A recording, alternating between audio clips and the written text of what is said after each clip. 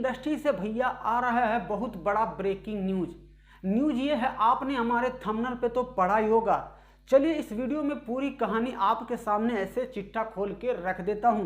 तो मैं आप सभी को बता दूं कि भोजपुरी के पावर स्टार पवन सिंह कभी भी अपनी फैमिली, अपनी वाइफ का कभी भी एक साथ में पोस्टर कभी शेयर नहीं करते हैं। और आप लोगों ने तो देखा ही होगा, कभी भी कोई भी फोटो शेयर नहीं हुआ है। तो मैं आप सबको बता दूं कि इसका कारण क्या है।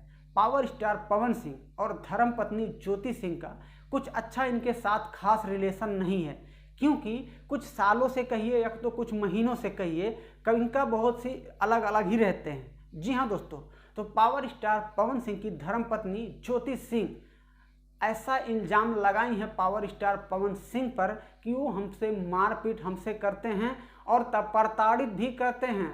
और ये भी कहा जा रहा है कि गर्भपात करवाए हैं 2-2 बार।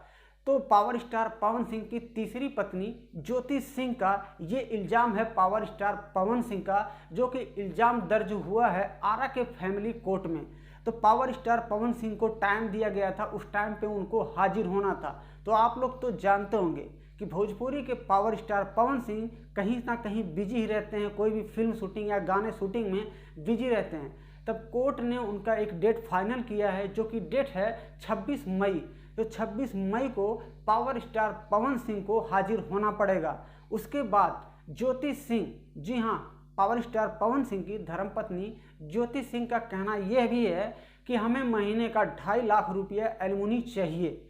जी हाँ दोस्तों, अब आप लोग इस वीडियो को लेकर क्या जानना चाहते हैं, क्या सच्चाई क्या झूठ, आप लोग का क्या विचार है, आप लोग इस चैनल पे कमेंट करके आप हमें बता सकते हैं।